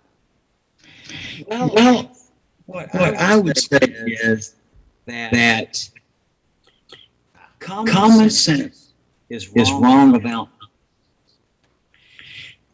and that fact keeps us from understanding a whole lot of things. Because wouldn't you all agree that common sense, if this here is the level of ordinary meaningful language, I think you'd probably all agree that the common sense perspectives puts nonsense down here sublinguistic, right? That nonsense is something that doesn't make it up to the level of meaningful ordinary language. That's the common sense, that it's something down here. But in reality, once you think it through just a little bit, you quickly see that no, actually, nonsense is a layer above ordinary meaningful language. And the reason is, well, let me give you a little background. I had been studying the types of nonsense even when I was a kid. And when I went to medical school in 1972, I already had my classification scheme in my mind. So then I started going to the wards, right? My third year of medical school, you start working in the hospital wards. And one of the first things I realized was that, number one, medical patients talk nonsense a lot. For example, people who are delirious talk nonsense. They go on and on and on. Or people who are intoxicated with certain substances, like mercury, for example, will talk nonsense. That's the Mad Hatters, right? Or people who are severely stressed, even if they haven't been injured or ill, will talk nonsense. People who you bring in, come into the emergency room uninjured, but they come in with somebody who was in a bad accident, whatever. And the person who's uninjured doesn't have anything wrong happen. But when you try to get a story about what it was that happened, they don't make any sense. So stress makes you talk nonsense. Or people who are schizophrenic make up meaningless nonsense words, for example. And so what I discovered very quickly in my clinical career, that people who talk nonsense involuntarily because of some illness, when they talk nonsense, they talk the same types of nonsense that people like Dr. Seuss and Lewis Carroll and Edward Lear write deliberately. So what that means is that nonsense is nonsense, whether it has, whether it's deliberate or involuntary. So it's its own thing. And it is a higher level of language for this reason. And I want, this is, it'll take a while to explain, but basically the reason is this. When you talk about a ordinary meaningful language, all you need to do is to talk about the rules that the language respects. But if you're going to think about nonsense, you have to shift your mind to a higher level of thinking not only about the rules that it follows, but also the rules that it breaks. So it's a more complicated function of your mind to think about nonsense. And so that would be my response, that, yeah, this is, strangely enough, your mind works at a higher level when it's working on nonsense than when it works on ordinary meaningful language. Yeah. All right, it looks like we have another question from the room.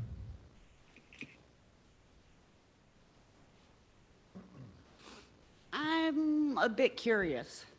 As I was listening to you, okay, as I was listening to you, it occurred to me that the statement, I'd like to talk rationally about this, the rational literally frames the subject.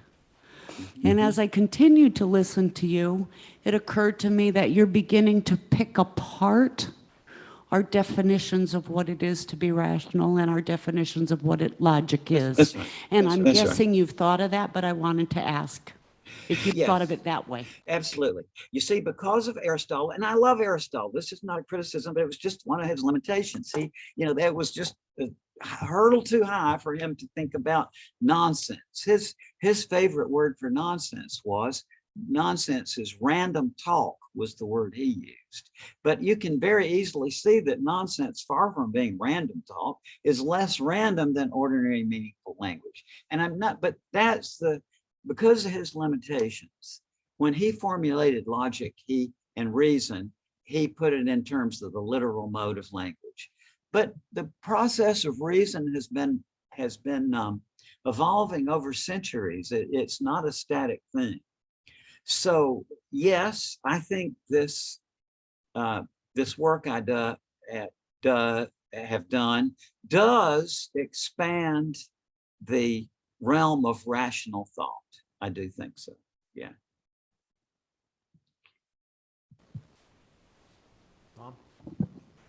Ray, I think we've just about run to the end of our scheduled program here. And I know I, for one, could sit and listen to you talk for about another 10 or 12 hours. I just love hearing your stories and so forth. And I know everyone here does. This presentation, notwithstanding that it was on Zoom instead of in person as we'd hoped, is a good example of why our Richmond Ions group is so blessed and so robust. And we are so grateful for your willingness to participate with us today. And so I'd like to ask everyone in the room and also those on Zoom to unmute, and let's give you a wonderful round of applause for this presentation. Really appreciate it. Thank you. Tom, convey greet. Lindley. Yes, hi. Hey, Lindley. How are you? Well, Lindley, I hope you'll know, is one of the nicest people I've ever known in my life. He's just the greatest guy. I've known Lindley since, I think it was the spring of 1990 was when we got together. Yeah. Yes, we visited you in your Alabama home. Yeah, that's right. Well, we're sorry you could not be here, and we had intended to spend some time with you, but thank you so much for the presentation, and I'm so happy that you're able to do that. Thank you. Are you going to be on the internet tonight? On the internet tonight? Is that right? He's going to be on Sandy's show. Is it going to be on the internet? I guess. I don't know if it's live, but I'm going to be on her show tonight. Yeah.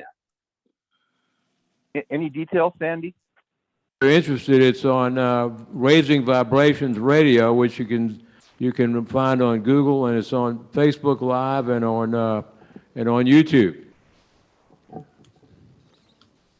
So thank you again, and we really appreciate it. And we're going to take advantage of that rain check you offered us to get you back here and get you in person. You know, I do like a day-long workshop on this nonsense thing that people are, I mean, I'm just embarrassed in a way by the response. People have been really nice about it. So maybe we could do that. Okay. All right. All right, Ray, we're gonna close the meeting, Dan. Thank you so much. I'll see you tonight on Raising Vibrations Radio, the podcast. Right. Thank you all so much. Yeah, it's been wonderful, absolutely wonderful. Thank you. Hi, Lindley. It's Sam.